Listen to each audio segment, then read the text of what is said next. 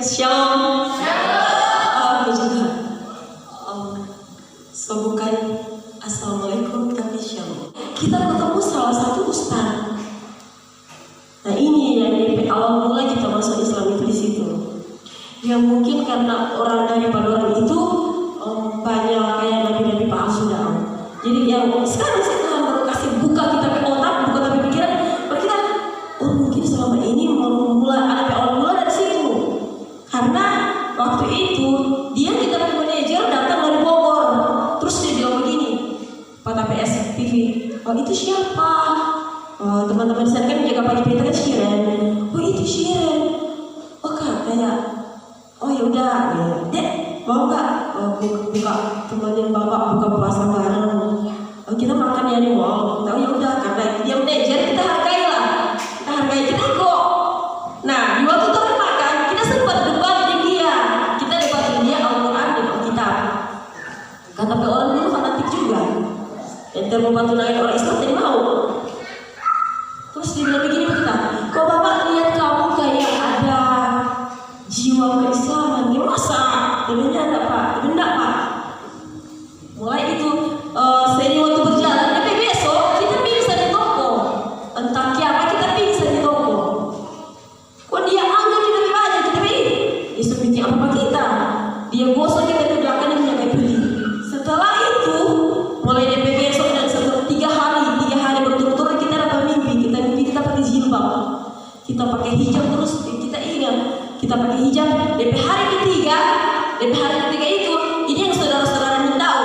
DP hari ketiga itu DP cerita sebenarnya. DP hari ketiga itu jam 2 hampir siang kita dengar ajar sampai kita debat di sebelah kamar. Ada sesuatu kita debat di sebelah kamar kos. Orang Islam DP ajar jam begini. Kita bilangnya anda kita dapat dengar. Bukan. Mulai itu CB itu Ustaz kita pegang dari belakang. DP besok kita dapat dengar terus. Karena kita ya itu kita berkesalahan karena kita kalah iman. Kita pergi iman kurang bertumbuh, akhirnya kita cepat dihasil. Jadi mungkin DP tangan itu tadi tahu anak DP tangan ada kuasa apa toh sampai kita dapat mimpi terus, sampai kita dapat dengar ya mungkin dia bicara menarik kita melalui itu. Di situ dia bilang dia mau kasih hadiah jilbab kita. Tapi mama dapatnya kita mampu, kita simpan di jilbab di luar. Terus kita bilang begini. Mulai dari situ kita dapat dengar aja kita sakit. Kita selalu mulai dapat dengar orang mengaji kita menangis. Akhirnya mau masuki semua hari raya kita lari ke masjid. Kita pokoknya dapat itu om 2, om bilang dek kenapa menangis? Dia bilang om kita masuk Islam. Om bilang subhanallah. Om bilang begitu. Om mari jangan pergi bawa bapak imam. Pak Imam kasih belajar dan kita ucapkan 2 kalimat syahadat, kita hafal, kita mulai di situ. Kita dorong selesai mandi. Tapi mama namanya batin anak dengan orang tua tidak pernah salah. Mama itu tidak pernah ada orang yang tahu. Mama telepon ke kita. Mama bilang mama ada mimpi pangan dan entah ini betul atau tidak. Terus apa mama? Mama bilang karena kita sejauh dari Tuhan Yesus. Kita bilang, siapa yang bilang mama? Ya orang bilang. Ya ada orang bilang mama, cuma mama ada mimpi begitu. Tapi yang kita percaya, doa seorang ibu itu mujarab. Mau berapa puluh tahun kemudian kita percaya sekali itu. Kok kita ingat ada mama bilang apa? Mama tidak pernah berhenti berdoa pada. Seiring waktu berjalan, singkat cerita, kita masuk, akhirnya kita ketemu dengan kita suami, kita pikir karena dia Islam, sudah. Orang Islam bilang bismillah. Sudah, kita kawin,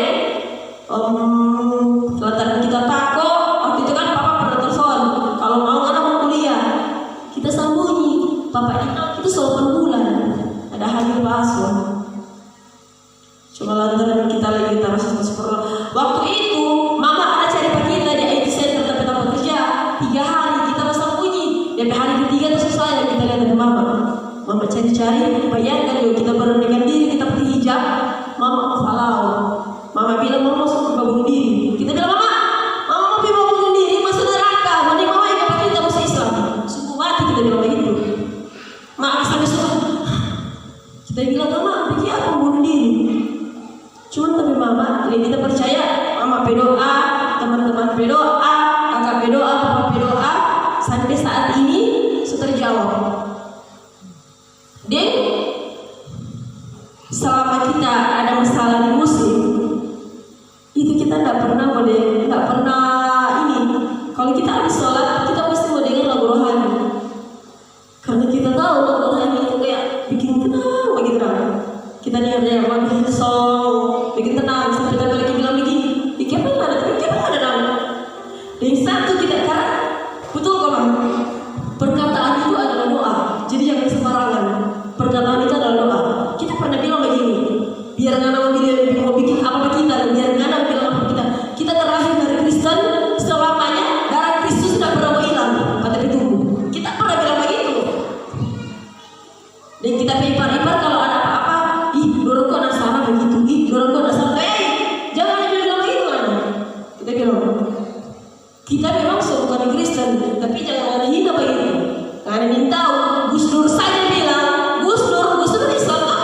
Karena ingin tahu kan, Gus Dur orang bagaimana? Gus Dur bilang, dia nyata orang Kristen, dia tak orang Kristen berdoa.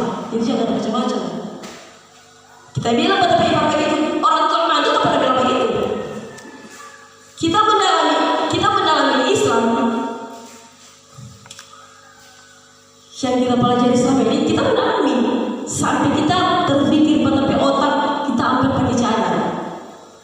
Karena kita bukan kita mau menantang sih, kita bilang kita suruh buang tapi agama di sebelah, kita mau sungguh-sungguh sini. Apakah kita hidup akan baik-baik saja?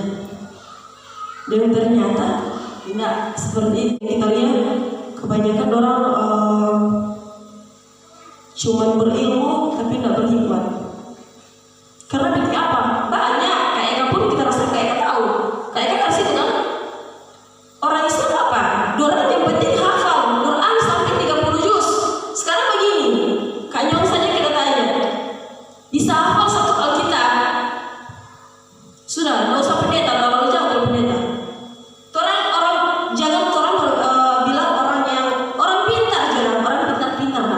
Orang jago juga hafal.